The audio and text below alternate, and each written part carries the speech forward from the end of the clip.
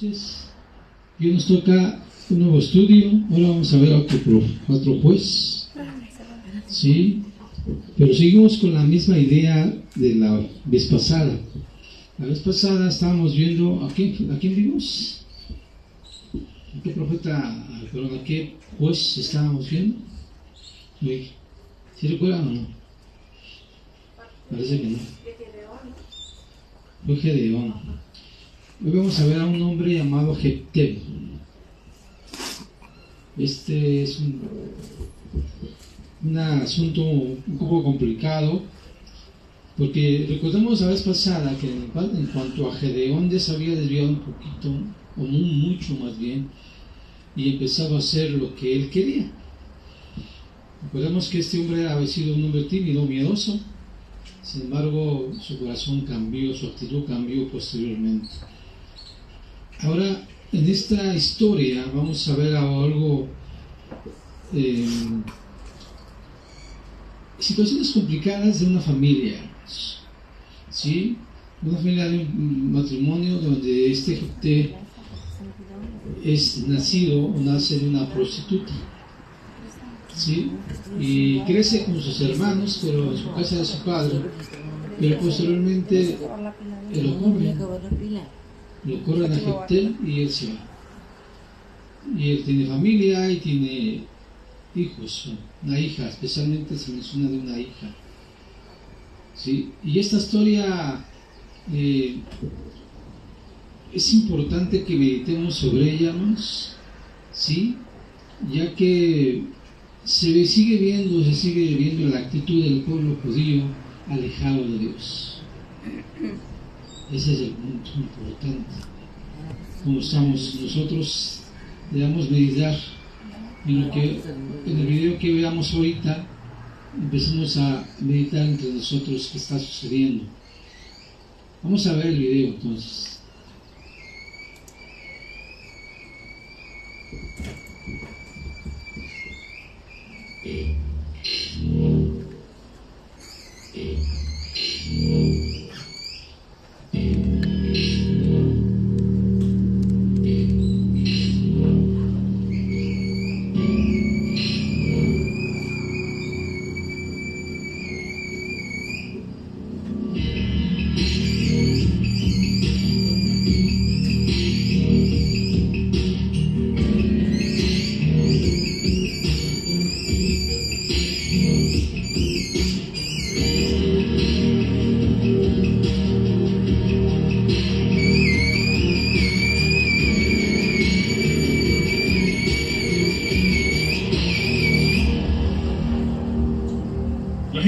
Muchas de las historias del libro de Jueces, Sansón, Gedeón. Es probable que incluso ya hayan oído la historia de Débora, pero casi nadie conoce la historia de Jefté, que encontramos en Jueces 10. Y eso puede ser en parte debido a lo inquietante que es. Pero espero mostrarles hoy la importancia que tiene. La usaré para advertirles sobre algo que llamaremos la fe de las salchichas. Empezaremos en el capítulo 10, verso 6. Pero los israelitas volvieron a hacer lo malo a los ojos del Señor, pues se volvieron a la idolatría. Y sirvieron a Baal y a Astarot, y a los dioses de Siria, Sidón, Moab, Amón y Filistea, y se olvidaron de servir al Señor. Si los han contado, han numerado 7 dioses diferentes aparte del verdadero Dios. En la Biblia, el 7 es el número de lo completo, lo que implica que Israel ha abandonado por completo a Dios. Su rechazo hacia Él es absoluto. Verso 7. Y el Señor se enojó mucho contra Israel, y lo dejó caer en manos de los filisteos y de los amonitas, que durante 18 años oprimieron y quebrantaron a los israelitas. En esto vemos un patrón, ¿no es cierto? Los israelitas sirven a dioses falsos y acaban siendo esclavos, pero ahora el autor de Jueces añade un giro. Los israelitas claman por la liberación a los mismos dioses que los esclavizaron. A eso se refiere cuando dice sirvieron a esos dioses. He aquí lo que se enseña. No es solo que la idolatría lleva a la esclavitud, es que la mayoría de las veces la esclavitud lleva a más idolatría. Cuando un Dios nos decepciona, lo que suele suceder cuando servimos a un Dios falso, presionamos aún más a ese Dios para que nos ayude. Por ejemplo, Tim Keller dice que cuando nuestro ídolo, es decir, aquello que se ha vuelto más importante para nosotros que Dios, nos decepciona, podemos proceder de alguna de estas 4 maneras.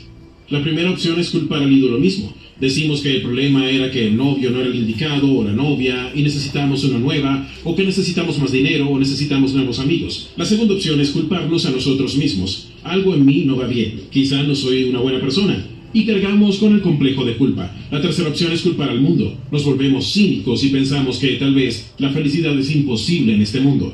La cuarta opción, dice él, es comprender que fuimos creados para un mundo diferente. Y la causa de que el dinero, el sexo, el romance y el poder nos hagan sentir esclavizados es que nuestra alma no fue creada para eso. De hecho, nuestra alma fue creada para Dios, y solo por eso podemos encontrar libertad en Él. Los dioses de Israel siguen defraudándolos, pero lo absurdo es que vuelven a esos dioses en busca de liberación. Verso 15, y los israelitas le respondieron: sí, Señor, reconocemos que te hemos ofendido. Haz con nosotros lo que te parezca mejor, solo te rogamos que nos salves esta vez. Verso 16, esto es muy importante, observen esto. Y los israelitas desecharon todos los dioses ajenos que tenían y sirvieron al Señor. En otras palabras, empezaron a obedecerle completamente. Ven el verso 15, haz lo que te parezca mejor, solo queremos estar bien contigo. Ese es el auténtico arrepentimiento. Decir: Dios, no me importa si la vida es fácil o difícil, solo quiero estar bien contigo. Esa es la diferencia entre usar a Dios para obtener ayuda o liberación y adorarlo de verdad. Verso 16. Pero al Señor le dolió ver la aflicción de Israel. Me gusta este verso en la versión de la Biblia de las Américas. El Señor no pudo soportar más la angustia de Israel, porque deja ver lo que Dios siente por su pueblo. Él se aflige porque ellos sufren, Él no puede soportarlo. Y finalmente dice basta y actúa en consecuencia. Esto nos lleva al capítulo 11, verso 1. Jefté era un hombre valiente y aguerrido, hijo de una ramera. Su padre se llamaba Galaad. La mujer de Galaad tuvo otros hijos de este que, cuando crecieron, corrieron de su casa a Jefté y lo amenazaron diciéndole: tú no recibirás ninguna herencia de nuestro padre, porque no eres hijo de nuestra madre, sino de otra mujer. Verso 3. Fue así como Jefté huyó de sus hermanos y se fue a vivir a la región de Tob. Allí se juntó con unos vagabundos y ellos comenzaron a salir con él. Él se convierte en una especie de jefe del crimen. Verso 4. Tiempo después, los amonitas pelearon contra los israelitas y los ancianos de Galaad llamaron a Jefté, él evidentemente era un guerrero duro, y le dijeron: ven con nosotros para combatir a los amonitas, tú serás nuestro jefe. Es como si le dijeran: mira, tú no nos gustas, pero necesitamos que nos ayudes a combatir a los terroristas. Al principio Jefté se negó porque estaba un poco resentido, pero al final aceptó y lideró el contraataque. Pero el contraataque no salió bien, y en su desesperación, verso 30, allí Jefté hizo un juramento al Señor y le dijo: si me das la victoria sobre los amonitas, cuando yo regrese de la batalla te ofreceré en holocausto a quien primero salga a recibirme. Jefté promete que si Dios le da la victoria, matará al primer ser vivo que salga de su casa para saludarlo. Y como en esa época los animales no vivían en las casas, él, en cierto sentido, prometía un sacrificio humano. ¿Acaso pensaba que sería uno de los muchos sirvientes que había en su casa? Pero se mire como se mire, esto es muy sombrío. Promete un sacrificio humano. Si Dios le da la victoria.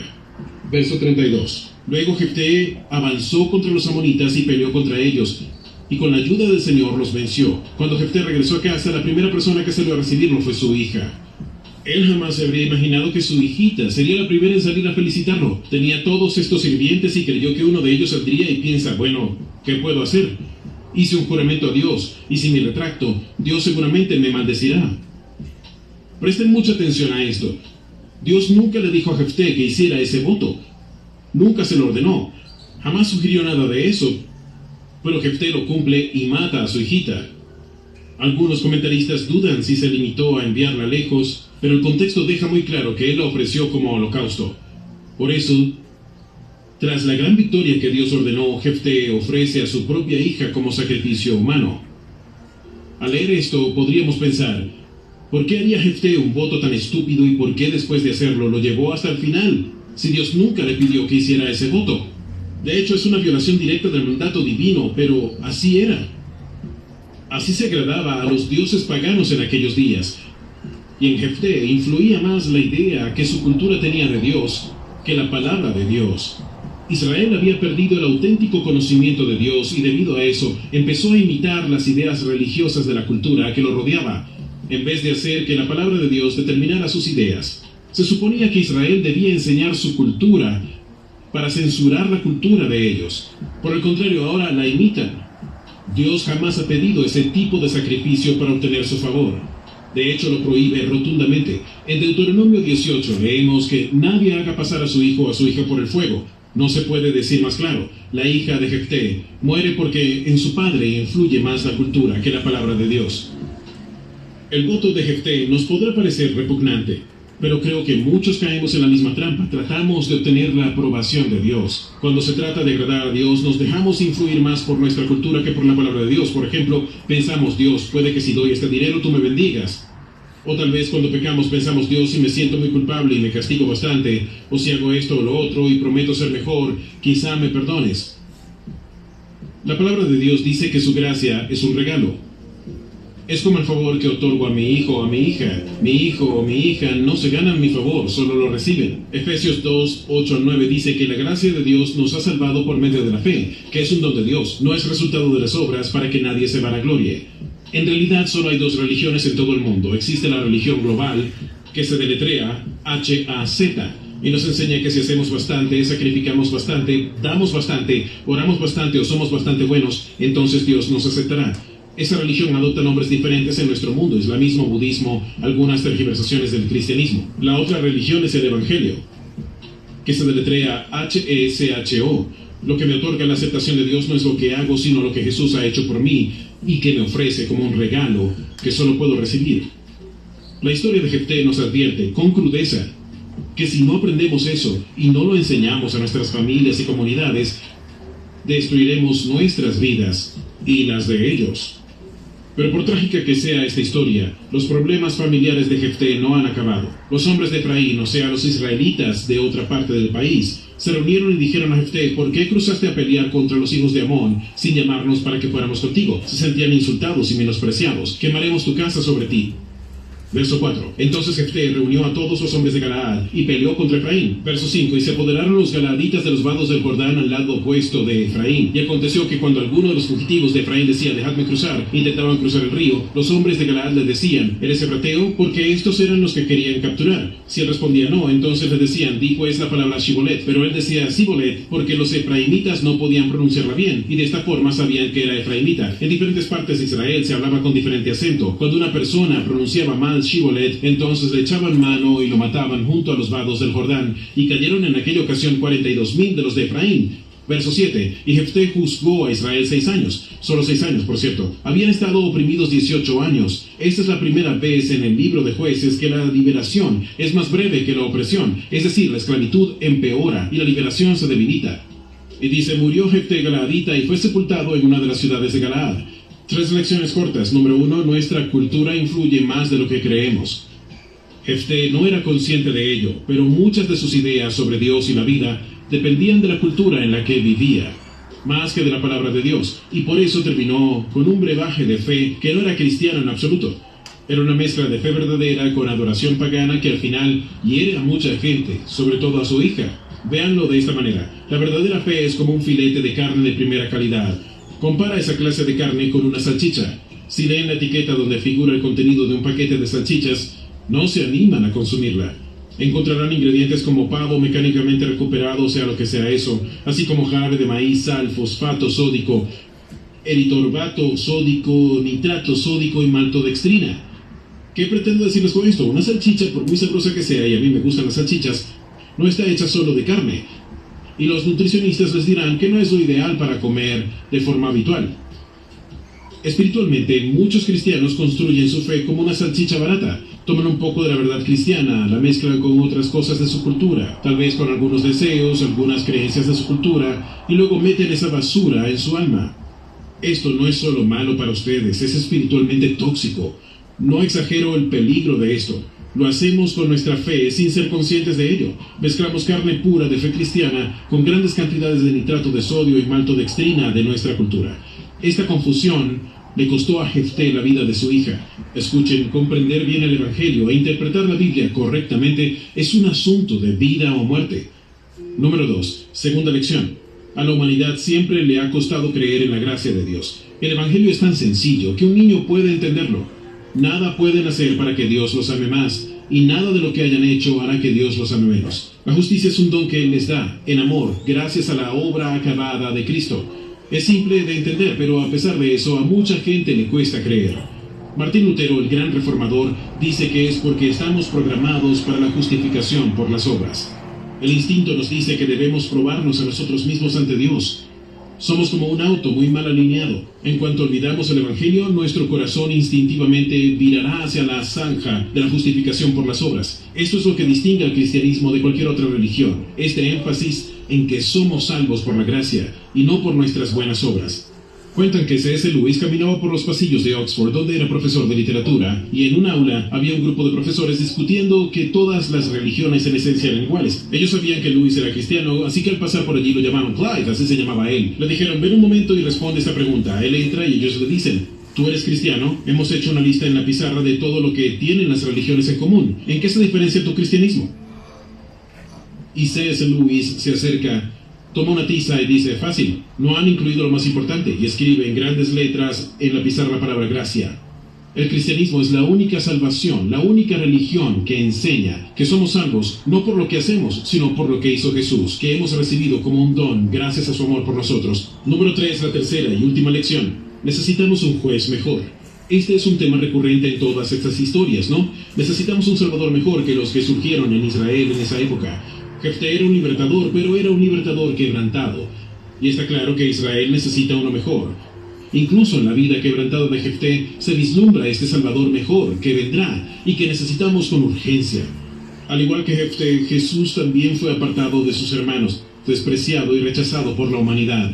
Pero a diferencia de Jefté, no tuvimos que pedirle que nos ayudara. Cuando no pudo soportar más nuestro sufrimiento, Él volvió corriendo a salvarnos. Para liberar a Israel, Jefté mató a miles de los suyos, incluida su propia hija. Jesús, sin embargo, no vino a matar, sino a dar su propia vida a liberarnos. Y gracias a eso, no tenemos que ofrecer nuestras vidas o las vidas de nuestras hijas en el altar para ganar el favor de Dios. Jesús ya ha tomado su lugar en el altar para que yo pueda recibir el cálido abrazo de la aceptación y pueda predicar la gracia y la misericordia a mis hijos. Jesús no nos llevó al río Jordán y amenazó con matarnos si no pronunciábamos bien Shibolet. Él nos llevó a la cruz y por su muerte en la cruz proclamó la paz y la salvación sobre nosotros. Jefté fue un salvador de Israel, pero fue un salvador quebrantado, e igual que los demás jueces, en el libro de Jueces, él señala hacia Jesús, el perfecto salvador, que fue quebrantado para los quebrantados.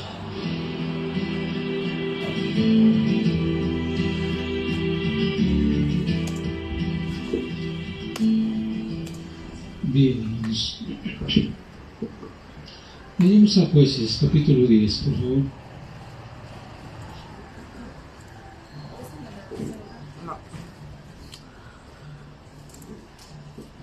Entonces, como hemos visto, amados, en este libro de Jueces, se ha manifestado mucho en toda hasta hoy, el corazón humano, que es egoísta por naturaleza, ¿sí? Y que a veces quiere corregirse, a veces no se corrige, y en esta historia, en esta historia nos podemos ver como aquí el pueblo judío ya está, las ideas religiosas de los vecinos, de las naciones vecinas, ya están muy arraigadas en los corazones del pueblo judío. ¿Sí? El pueblo, las naciones del mundo, hermanos, ellos sacrificaban a seres humanos. De hecho, hasta aquí en México, antes de que llegaran los españoles, ¿qué hacían nuestros antepasados? Sacrificios humanos. Sacrificaban a los humanos, ¿verdad? Cogían a doncellas, cogían a hombres, les arrancaban el corazón con vida y se los ofrecían a la luna, al sol, ¿no? Y al fuego. La serpiente emplumada, ¿cómo se llama? La serpiente emplumada. ¿Cómo se llama? Lalo es el dios de la lluvia. Y Huitzilopochtli es la serpiente emplumada. Entonces ofrecían a esas deidades. Aquí en el caso aquí en México así eran sus nombres de esas deidades. Que el sol, la luna y animales. Ahora es la tierra madre. En el caso de el Medio Oriente, tenían a los Baales, tenían a Astoret, tenían a Aragón, los filisteos, por ejemplo, ¿sí? Los madianitas tenían a los judíos. ¿Se acuerdan de la historia de Ruth? Donde menciona que eran idólatras y ofrecían sacrificios humanos a sus dioses. ¿Cómo se llama? Se me fue el nombre. ¿Vanus? ¿No? ¿Vanus? No recuerdo. Moloch. Era otro nombre de Dios. ¿Anus? Algo así de Vanus. Danos. Entonces, bueno, era sacrificio humano. Entonces, esta idea ya se ha, aquí vemos que estaba infiltrada ya en el pensamiento de este hombre llamado Jefté. Y eso era abominación para Dios. Dice que ni siquiera había pasado por su pensamiento al decir que ofrecían sacrificios de humanos. Ni siquiera ha pasado en el corazón de Dios y sin embargo ellos lo hacían. ¿Sí? Aquí vemos la ignorancia y vemos, hermanos, que a pesar de todo ello, a pesar de todas estas circunstancias, Dios sigue obrando con misericordia. A pesar de todas esas circunstancias, Dios sigue hablando con misericordia. Y eso es lo que nosotros debemos aprender, de ver cómo la actitud. Hay gente que lee, o más bien ni lee, se deja llevar por lo que dicen algunos, y dicen que el Dios de los hebreos era un Dios vengativo, un Dios malo, legalista, que mataba a la gente. He conocido personas que se dicen de ese Dios, un Dios que no permitía nada, un Dios que mataba a las personas, vengativo, malo, celoso. Dicen todo lo malo de Dios. ¿Por qué? Por acciones como las que hemos conocido, que mataba naciones, destruyó a pueblos enteros, ¿no? Pero se olvidan del propósito principal, que eso no lo captan, los tienen cegados, no lo dejan entender. Si en verdad estudiaran la Biblia y dejaran de llevarse por gente que no estudia la Biblia y nomás repite lo que escucha por ahí, pues quizás su punto de vista sería completamente diferente. ¿Sí? Y eso a nosotros nos puede pasar, empezar a pensar de esa forma, ¿sí? Pensar como piensa la gente, ¿sí? Hay gente que dice, pues mi Dios no es así, y hacen una división. Mi Dios es bueno, mi Dios es misericordioso, ¿sí? Mi Dios perdona todo. ¿No me encontraba con gente de ese tipo? Ese es tu Dios, el que mata a la gente, pero mi Dios no, mi Dios me quiere tal como soy. ¿No dicen así algunos? Sí. Y entonces ellos pueden hacer lo que se les plazca, lo que quieran, en el momento que quieran, como quieran, en fin, que Dios las ama y que les va a aceptar como son. ¿Es así? No es así, ¿verdad? Dios tiene un orden, Dios tiene unas normas, Dios tiene las leyes, Dios tiene sus planes, sus propósitos, ¿sí? Y quizás esas ideas a nosotros se están infiltrando lo que nos mencionamos la semana pasada, ¿sí? De lo que practica el mundo. Yo les comentaba del Buen Fin, de la semana pasada del Buen Fin, donde mucha gente, inclusive cristianos, estaban emocionados con que viene el Buen Fin y ya quiera comprar cosas, ¿sí? Y sacan tarjetas de crédito porque así pueden sacar lo que quieran a meses sin intereses, ¿no? Dice, y dice, es mejor que Electra. Dicen que me comentaba una persona, Electra dice que paga pagos chiquitos, pero no es cierto. Pagos chiquitos sí, pero ¿en cuánto tiempo lo vas a pagar? El otro día estaba yo comentando con mi hija y ella solicitó, el papá de mi nieta solicitó 5,000 pesos a Electra. Iba a pagar 800 pesos al mes. por año y medio. Esos matemáticos, ¿cuánto creen que va a pagar en año y medio por 800 pesos? Año y medio. Casi 15,000 pesos. ¿Y cuánto le prestaron? 5,000 pesos. ¿Cuánto iba a ganar el litro? Se triplican la cantidad. Pero son pagos chiquitos. Y muchos caen. Es que ahí está la mercadotecnia de letra, ahí está la ganancia. ¿Sí? Entonces hay gente que se deja gastar y se deja gastar con ese tipo de cosas, hermanos. No es malo que tenga una tarjeta de crédito. A veces, por ejemplo, yo tengo una tarjeta de crédito, pero no la uso para comprarme lo que yo quiera. Yo la ocupo para comprar cosas que de mi trabajo, principalmente para el negocio, porque yo compro cosas, herramientas o materiales, y la forma, a veces hay forma de pagar las meses, ahí puedes pagar, entonces no me descapitalizo, utilizo el dinero, me pagan, pago las cantidades y así le voy dando vuelta. Pero si usted se gasta su tarjeta de crédito para comprar comida, porque no tiene trabajo, pues sabe que se va a acabar la tarjeta de crédito y después con qué va a pagar la tarjeta de crédito. Entonces, esas cosas, ¿por qué decir todas esas situaciones, hermano? Porque eso es muy común en estos días, de drogarse o cargar con tarjetas de crédito y comprar a diestra y siniestra y después ver cómo se paga, ¿no? Y cosas como esas, a nosotros no debemos tener ese tipo de situaciones de estar endeudados, ¿sí? La Biblia dice que no debemos nada a nadie, dijo el apóstol Pablo, sino el amarse unos a otros. ¿Estamos de acuerdo? Pero a veces se nos olvida. Y ese detalle hay muchos, hermanos, que se están infiltrando en todos los pensamientos del ser, principalmente del ser humano, pero el ser humano no nos interesa aquí, la iglesia.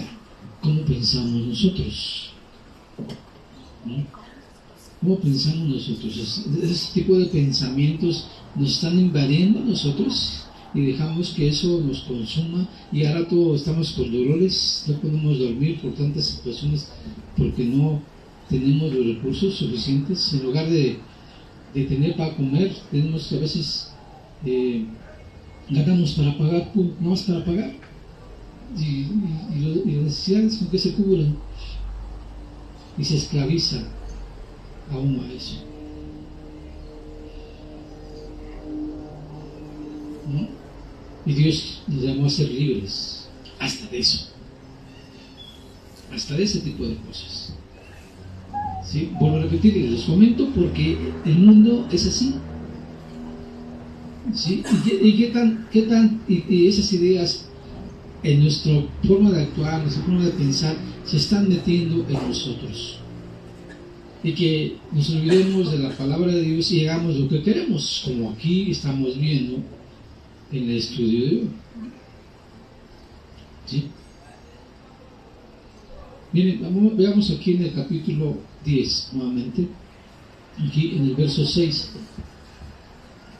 Dice, pero los hijos de Israel volvieron a hacer lo malo ante los ojos de Jehová, y sirvieron a los Baales, a Astorat, a los dioses de Siria, a los dioses de Sidón, a los dioses de Moab, a los dioses de los hijos de Amón, y a los dioses de los filisteos. Y dice, y dejaron a Jehová, y no le sirvieron. ¿Sí? Dice, enardeció la ira de Jehová contra Israel, y los entregó en mano de los filisteos, y en la mano de los hijos de Amón, los cuales oprimieron y quebrantaron a los hijos de Israel en aquel tiempo 18 años, y a todos los hijos de Israel que estaban en el otro lado del Jordán, en la tierra de los amorreos, que está en Galaad. Y los hijos de Amón pasaron el Jordán para hacer también guerra contra Judá y contra Benjamín y la casa de Efraín. Benjamín y la casa de Efraín, y fueron afligidos, y fue afligida Israel en gran manera. ¿Sí? Aquí nuevamente se está repitiendo el mismo patrón que vimos desde el inicio. Desde el inicio dejaban a Dios y se iban tras los Baales. El mundo es muy llamativo, hermanos. Es muy llamativo. Por ejemplo, ahorita ya viene otra festividad, la Navidad. Y no porque yo esté en contra de la Navidad. No soy en contra de la Navidad. Lo que sí sé es que la Navidad que se festeja, o el nacimiento, más bien no la Navidad, el nacimiento de Jesucristo, según la Biblia, no nació en diciembre. ¿No?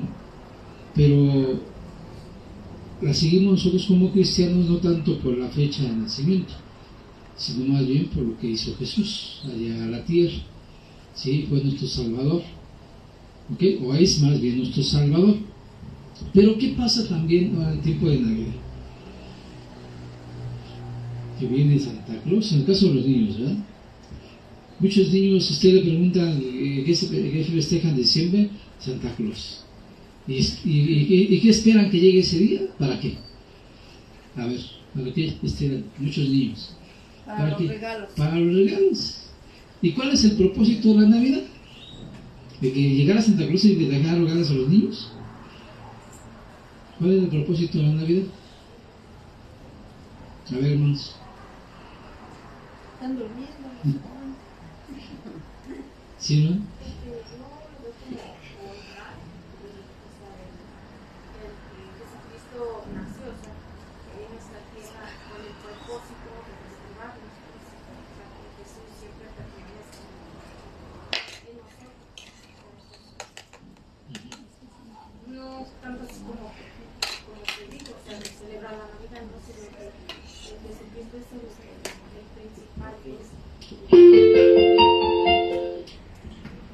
Es honrar ese nacimiento y recordar a lo que él vino, pues, porque si no hubiese nacido, pues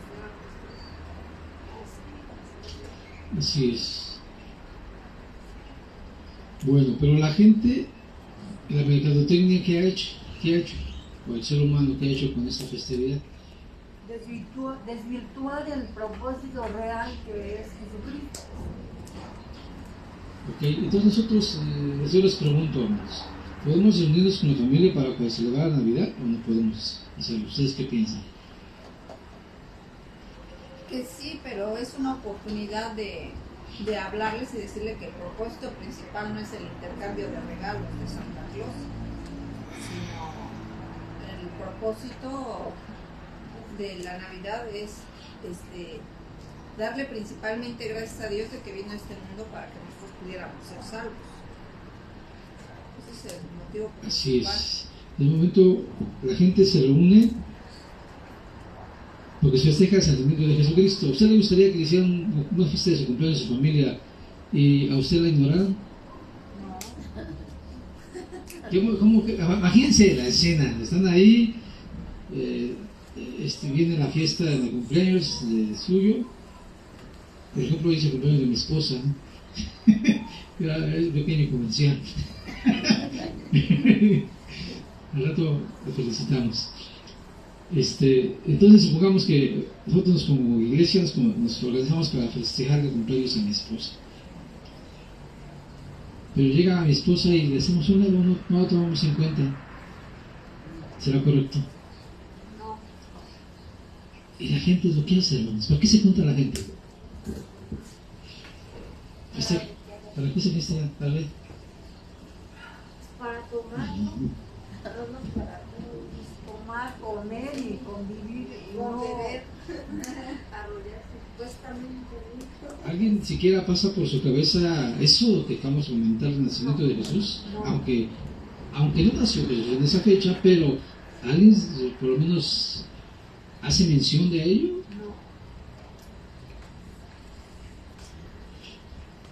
No. Eso es sin situaciones, lo que estoy comentando, no vuelvo a repetir, no es que esté en contra de ello, Eso porque yo de hecho participo, yo también voy con mis familias a festejar Navidad y Año Nuevo, y compartimos y brindamos como toda la gente, alza la copa y tomamos nuestra sidra para festejar la Navidad y el Año Nuevo. Pero nosotros, cuando yo en particular, cuando me toca a mí brindar, pues yo hablo de Jesús, del nacimiento de Jesucristo. No hablo mucho porque pues no es mi intención tampoco incomodar a la gente, pero sí les hago mención sobre el propósito por el cual estamos reunidos, el nacimiento del Señor Jesucristo, ¿sí? Y esa es la razón por la que se está reunido, por el nacimiento de Jesucristo, no porque para convivir y para comer puede ser, de hecho eso hace cualquier día, pero el motivo principal por el cual se está reuniendo ahí es por festejar el nacimiento de Jesucristo. Entonces podemos decir que festejamos su cumpleaños, aunque no es su cumpleaños, ¿no? Pero lo hemos hablado y nosotros estamos ahí pachangueando, bailando, brincando, saltando, borrachándonos, como dice la hermana. Nos acordamos.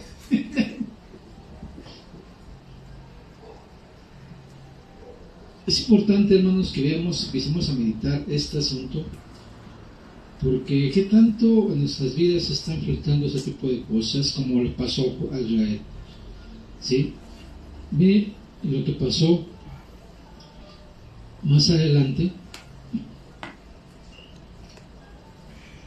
porque Dios mandó en Deuteronomio capítulo, no lo vamos a leer, pero apúntenlo, en Deuteronomio capítulo 6, versos 1 al 15, Dios ahí les manda o les da mandamientos de lo que tenían que hacer. De manera general, Él dice que no debería de guardar sus mandamientos y enseñarlos a sus hijos y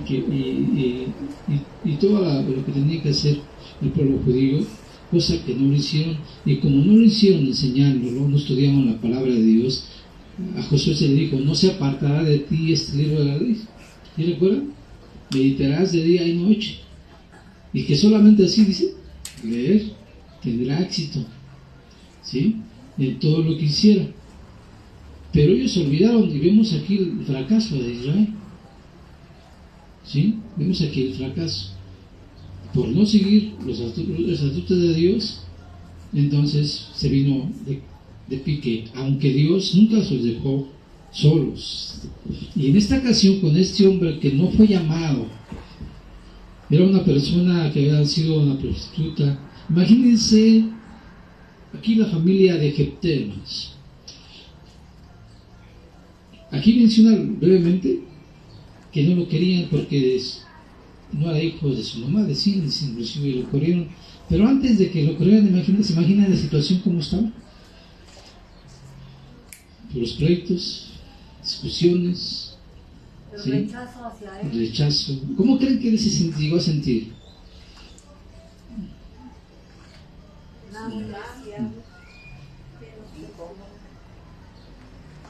Sí. Resentido. Despreciado, ¿no? Entonces, miren lo que seguimos leyendo en el 10. Entonces los hijos de Israel clamaron a Jehová diciendo: nosotros hemos pecado contra ti, porque hemos dejado a nuestro Dios y servido a los Baales.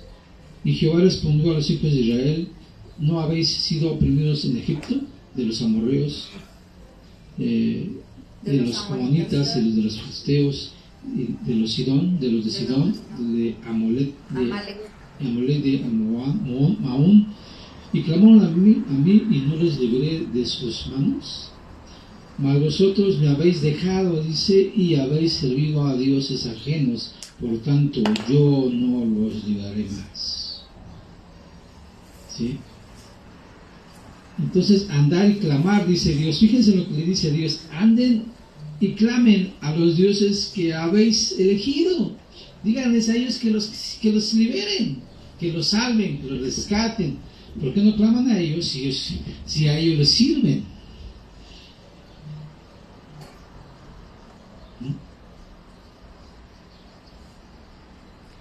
Entonces dice aquí que los libre de ellos en el tiempo de vuestra aflicción, dice. Y los hijos de Israel respondieron: Jehová, hemos pecado haz tú con nosotros como bien te parezca, solo que te rogamos que nos liberes en este día. Y quitaron de entre sí los dioses ajenos y sirvieron a Jehová, y él fue angustiado, dice, a causa de la aflicción de ellos. Entonces, se tocaron el corazón a Dios. Se tocaron el corazón y Dios escuchó el clamor, y entonces, ¿sí?, Dios empezó a actuar. ¿Sí? Vayamos al capítulo 11 ahora.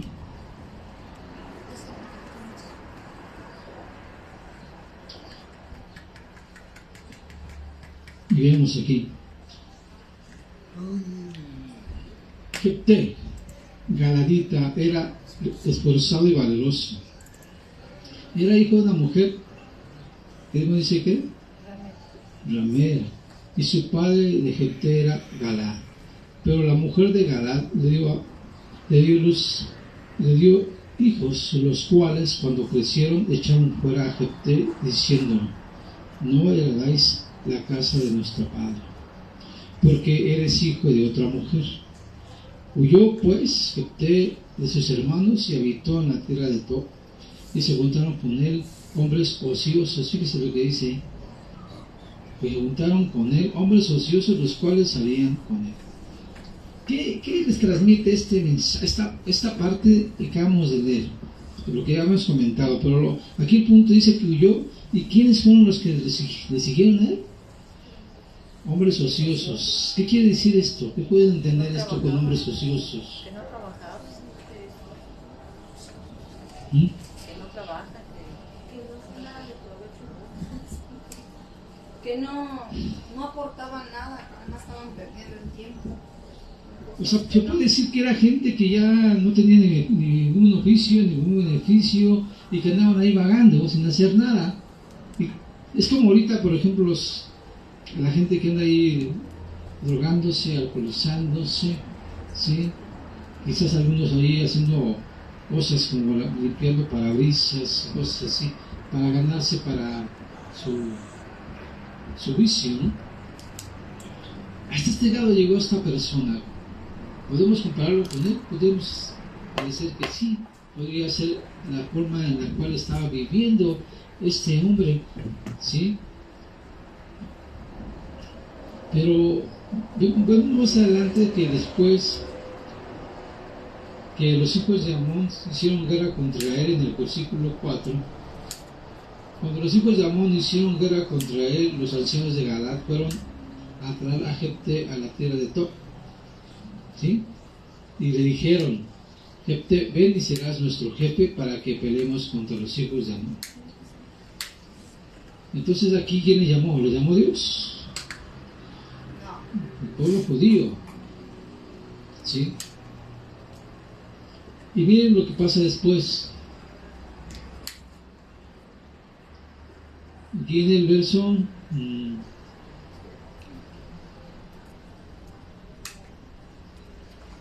dice aquí en el verso 13: y el rey de los amonitas respondió a los mensajeros de Jefté: por cuanto Israel tomó mi tierra, cuando subió de Egipto desde Arnón hasta Jacob y el Jordán, ahora pues devuélvele la paz. Y Jefté volvió a enviar otros mensajeros al rey de los amonitas para decirle: Jefté ha dicho así: Israel no tomó tierra de Moab, ni tierra de los hijos de Amón, porque cuando Israel se subió de Egipto, estuvieron en el desierto hasta el Mar Rojo,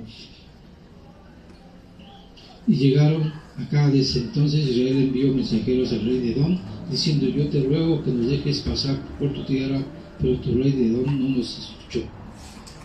¿Sí? Envió también el rey de Moab, el cual tampoco quiso, y que quedó por tanto Israel en Cádiz. Después, yendo por el desierto, rodeó la tierra de Edom y la tierra de Moab, y vinieron por el lado oriental de la tierra de Moab. Acabó al otro lado de Arnón, y no entró en el territorio de Moab, porque Arnón es territorio de Moab. Y envió Israel mensajeros a Selón, rey de los amorreos y rey de Hesbón, diciendo: te ruego que me dejes pasar por tu tierra hasta mi lugar. Mas Sehón no se fió de Israel para darle paso por su territorio, sino que reunió a Sehón toda su gente acampó en Gaza, y peleó contra Israel. Bueno, y derrotó y se apoderó de Israel toda la tierra de los amorreos que habitaban en aquel país. Bueno, hasta ahí vamos bien, pero después de esto es cuando viene la situación de que Jefté hace una promesa de ofrecer a su hija como holocausto. Dios no le pidió eso porque Dios les iba a dar la batalla, porque Dios había puesto esto de que iba a dar la victoria a ellos. Pero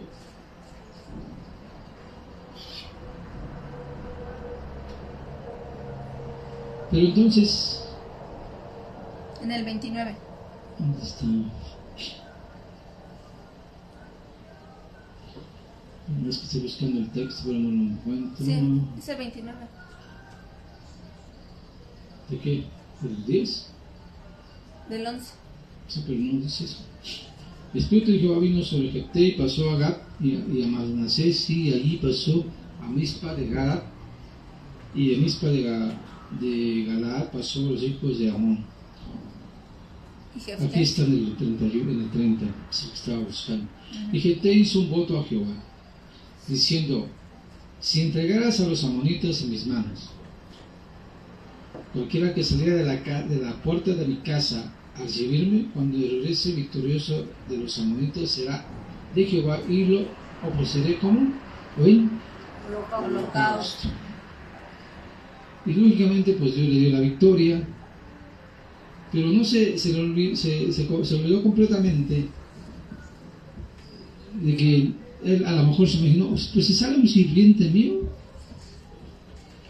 pues lo ofrezco, ¿sí? Pero ¿qué pasó?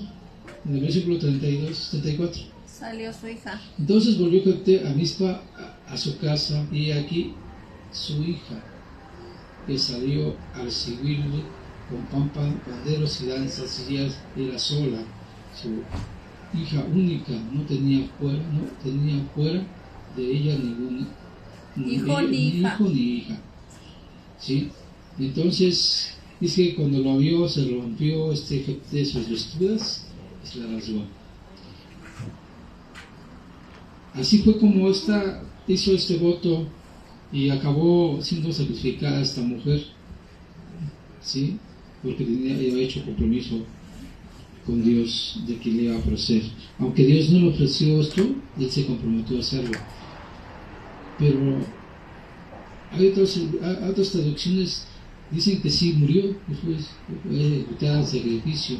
Por ejemplo, la Nueva Traducción Viviente dice que sí fue sacrificada esta mujer, aunque aquí la versión Valera no lo menciona al 100%, pero esta versión, sí, la otra versión de la Traducción Viviente sí lo menciona, ¿sí? Que sí fue ejecutada la hija de Jefté. Vemos hasta qué punto puede llegar, hermanos, el continuar con las prácticas que a Dios le desagradan, ¿sí? Llevarnos a una completa tragedia, ¿sí? Y eso no puede llevar. Y después de todo eso ya no podamos dar vuelta atrás, porque quizás ya estamos bien comprometidos. Como por ejemplo los endeudamientos de las tarjetas, ya no podemos dar vuelta atrás porque ya las debemos, tenemos que pagarlas. Cosas como esas. Es algo que tenemos que meditar y ver hasta qué punto el mundo nos está haciendo influencia en nuestras vidas, que actuemos de tal manera que no hagamos la voluntad de Dios, sino lo que el mundo hace. Bien, ¿algún comentario? Hasta aquí dejamos el estudio. Sí, pues es muy importante ver la vida de Jefté. Yo nada más quería preguntar, ¿Jefté también fue juez? O porque cuando empieza el estudio, comentaste que Gedeón era un juez, ¿no? Jefté fue juez. Sí, pues. Ah, ok. Ajá. Y pues sí, es importante ver la vida de él, ¿no? Cómo se separaron completamente, cómo se separó Israel y él juntamente con Israel de Dios y cómo más bien en nuestras vidas cómo se refleja eso mismo que él pasó, cómo en lugar de que nosotros seamos influencia para las personas que están a nuestro alrededor, nos adaptamos a ellos, ¿no? Cuando estamos a lo mejor en una convivencia, nos olvidamos de Dios y actuamos igual que ellos, y eso podría asemejarse a esto que estaba haciendo Jefté, ¿no? Tomó decisiones sin tomar en cuenta a Dios, igual que Gedeón, ¿no? Como pues es muy parecido, ¿no? Al principio, bueno, Gedeón pues sí buscó a Dios y todo para consultarlo, pero al final se olvidó de él, y ahorita Jefté pues ni siquiera lo consultaba, ¿no? O sea, teniendo, así como dices, un puesto como juez, no hubo una consulta, sino dice el Espíritu de Jehová vino sobre él, ¿no? Veíamos en el 30.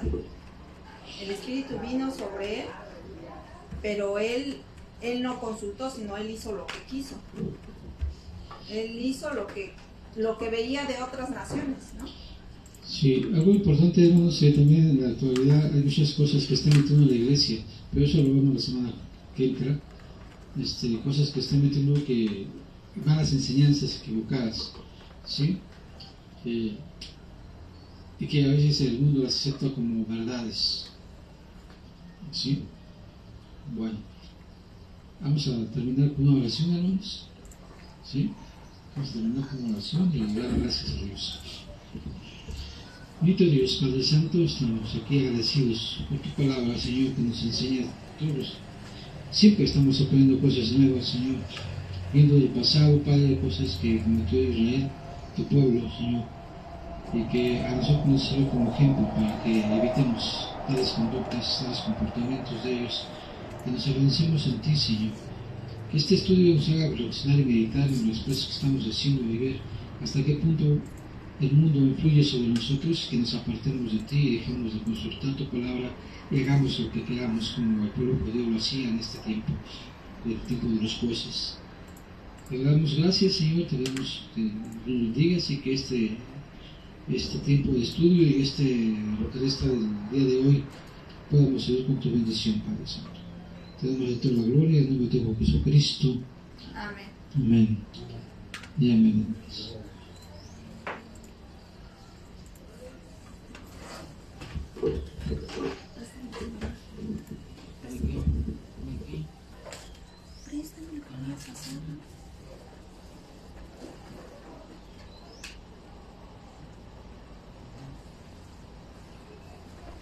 Préstame el celular otra vez.